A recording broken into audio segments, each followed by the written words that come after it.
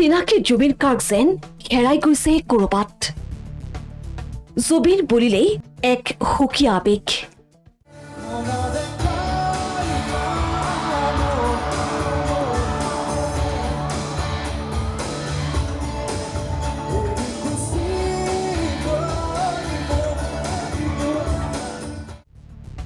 হিয়া ভেদ কৰি সমথুৰ গীতেৰে সকলোকে সন্মুখিত কৰিব পৰা জুবিন বুলিলেই বিহুৰ অনুষ্ঠানলৈ ৰাইজৰ সোঁত বয় বাচ্চা হাতে পুছিলুম ৰে দুধ ভাত দিয়া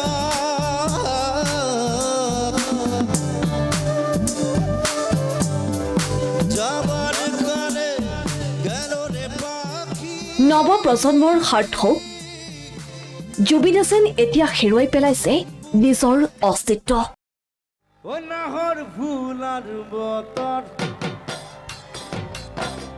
ও নাহৰ ও নাহৰ ও নাহৰ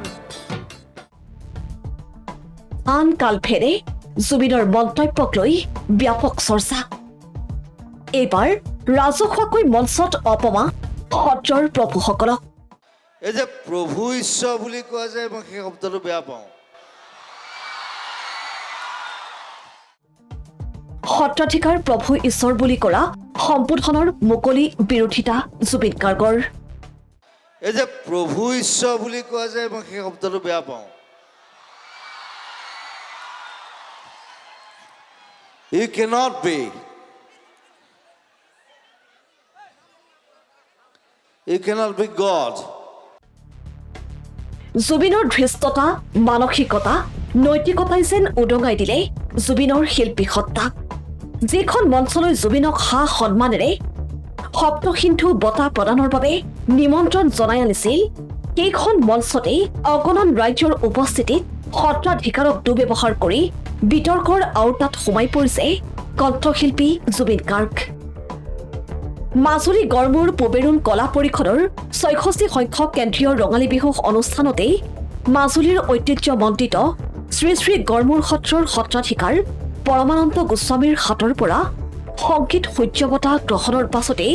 সত্ৰাধিকাৰসকলক শিষ্যসকলে কৰা সম্বোধন সম্পৰ্কত কৰা উদ্ধত আচৰণে আঘাত সানিলে সত্ৰাধিকাৰসকলক কালি যিজন ব্যক্তিক ঐতিহ্যপূৰ্ণ মাজুলীৰ গড়মূৰ সত্ৰৰ সত্ৰাধিকাৰ প্ৰভুৱে তেওঁক সংগীত সূৰ্য উপাধি প্ৰদান কৰিবলৈ যাওঁতে তেওঁ প্ৰভু ঈশ্বৰ শব্দটোক বা সত্ৰাধিকাৰজনক যি তাচ্ছিল্যসূচক মন্তব্য কৰিলে তাৰ কাৰণে আমি সত্ৰানুৱৰ্তী এজন লোক হিচাপে আমি অতিশয় দুখিত ভাৰতীয় আধ্যাত্মিকতাক জুবিন গাৰ্গে নস্যাৎ কৰাটো একেবাৰেই গৰিহণাৰ যোগ্য সত্ৰভূমিত আহি এনেদৰে আধ্যাত্মিক ক্ষেত্ৰত যাতে অদূৰ ভৱিষ্যতলৈ এনেকুৱা বিভেদৰ সৃষ্টি নকৰে তাকো সকীয়াই দিলে মাজুলী সত্ৰৰ প্ৰভুসকলে সেইটো বুদ্ধিজিমত কয় যে বুদ্ধই কৈছে যে you are God I am not যেটা বুদ্ধই কয় আমাৰ মনে কিয় কয় যে প্ৰভু ঈশ্বৰ মই ঘেণ্টা নেই ভাৰতীয় এটা আধ্যাত্মিকতাক জুবিন গাৰ্গে নস্যাৎ কৰাটো দৈবিক আৰু আসুৰিক দুটা জন্মগ্ৰহণ কৰিছিল ভগৱন্তই নিজেই কৈছে আৰু ঈশ্বৰ শব্দটো উদ্ধৱই ব্যৱহাৰ কৰিছিলে ভগৱন্তক জুবিন গাৰ্গ হৈ থাকক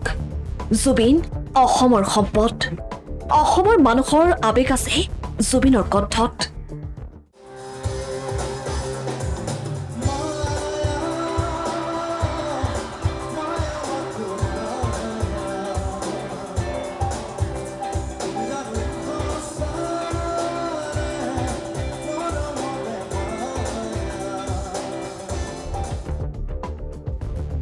প্ৰভু সত্ৰাধিকাৰসকলৰ ঘেণ্টা বুলি সম্বোধন কৰা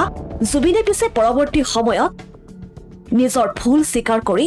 ৰাজহুৱাকৈ ক্ষমা বিচাৰিলে এটা কোনোবাই কৈছে যে কিবা মই বোলে কিবা ক'লোঁ বোলে ঘেণ্টা বুলি মই ঘেণ্টাটো কওঁ সেইটো ময়ো কৈছিলোঁ সেইটো ভূপেন হাজৰিকাই কৈছিলে কিবা এটা কথা ক'লোঁ আই এম চৰি it's nothing is there only music is there 1 2 3 go চাওক জুবিন গাৰ্গ হৈছে অসমৰ সম্পদ আৰু সকলোৰে আদৰৰ মৰমৰ শিল্পী জুবিন গাৰ্গ আৰু জুবিন গাৰ্গৰ পৰা এনেকুৱা এটা মন্তব্য কেতিয়াও গ্ৰহণযোগ্য নহয় জুবিন গাৰ্গক আমিও ভাল পাওঁ কিন্তু জুবিন গাৰ্গে যাতে কিবা এটা ভুল কৰিলে আমি তাক অন্ধভাৱে যাতে সমৰ্থন কৰিম সেইটো কেতিয়াও গ্ৰহণযোগ্য নহয় পিছে ক্ষমা বিচাৰিলেও সহজে জুবিনৰ এই অশালীন মন্তব্য উঠাই ল'বলৈ অস্বীকাৰ সত্ৰৰ প্ৰভুসকলৰ জুবিন গাৰ্গৰ দৰে এগৰাকী খ্যাতনামা শিল্পীৰ এনে মন্তব্য যে প্ৰতিক্ৰিয়া কেৱল সত্ৰভূমিতেই নহয় সমগ্ৰ অসমতেই সৃষ্টি হ'ব সেয়া সম্ভাৱনা 100% ধৰো সেইটো বুদ্ধিজিমত কয় যে বুদ্ধই কৈছে যে you are God I am not যেটা বুদ্ধই কয় যে আমাৰ মনে কিয় কয় যে প্ৰভু ঈশ্বৰ মই ঘেণ্টা নেই মাজুলীৰ পৰা ভাস্কৰ বৰা আৰু সঞ্চিত অভয়পুৰীয়া ৰিপৰ্ট প্ৰথম খবৰ